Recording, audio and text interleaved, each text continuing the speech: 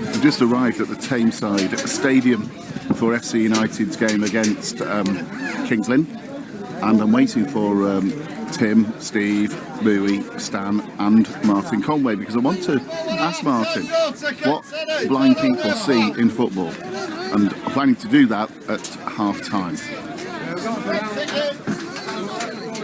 So it's half-time then here at the Tameside Stadium. It's FC United 2, Kings Lynn Town 1. Goal scored by Shelton Payne and Craig Linfield. Sitting next to me during the first half was the aforementioned Martin Conway. Now, when I watch football, obviously I can see a bit of it, so I've got a monocular, I've got a bit of sight. Martin has no sight at all. So obviously, first question for Martin is, what do you see in football, Martin? Well, at this level, Tom, you can actually know where the ball is travelling each side of the pitch, goal to goal. There's a decent crowd here today, maybe about 2,000 people, but you can certainly keep a track on where the ball is at any one time on the pitch. Tell me more about that. Elaborate on that. Well, you can obviously tell which by the crowd and by the actual sound of the ball itself travelling, you know which side are in possession and which half the ball is in. Now, when we move to our new ground at Broadhurst Park, it has been mooted that there'll be commentary. Will you take advantage of that? Will it be helpful? Well, certainly that would improve things immensely, Tom, because you can actually tell which player is on the ball and actually follow the game properly, whereas obviously at the moment you're only able to have a sort of a 50% idea of what's actually going on.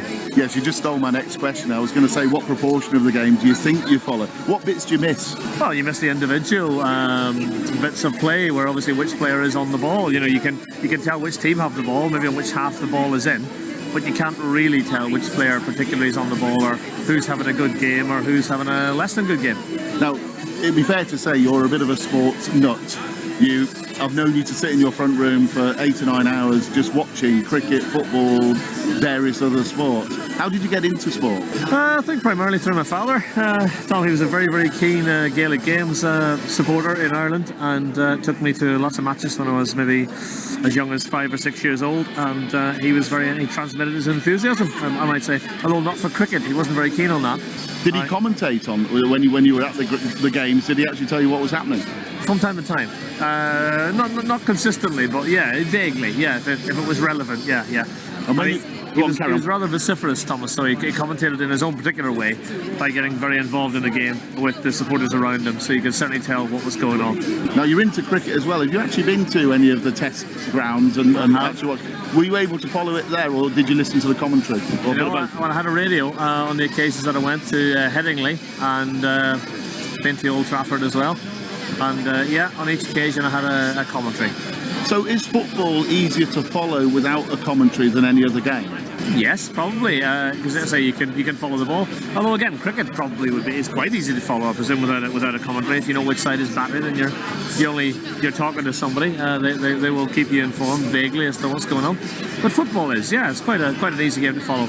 Obviously, if you're inside a big 60,000 packed stadium and you've got no commentary, it's very hard to follow, because you can't actually hear where the ball is or follow the ball. Whereas obviously, as we are today, it's quite easy to follow. So the proximity to the pitch is really helpful. That's very important, yeah.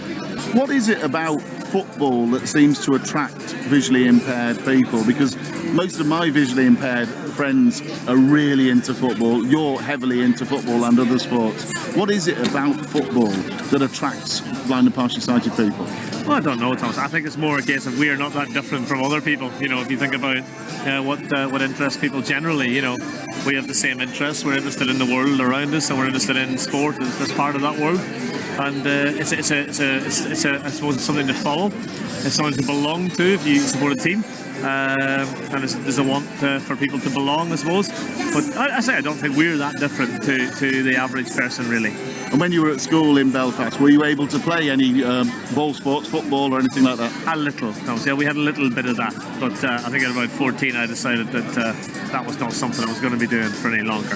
There we are. It's half-time, as I say. FC United are winning 2-1 at the moment against the lovely Kings Lynn. Saw a couple of Kings Lynn fans before, by the way, Martin. Yes. Did you converse with them yourself as you progressed along? No, I didn't have that opportunity. Well, not to worry, because I did, and wish them all the best. I'm glad. And there you are. Thank you, Martin.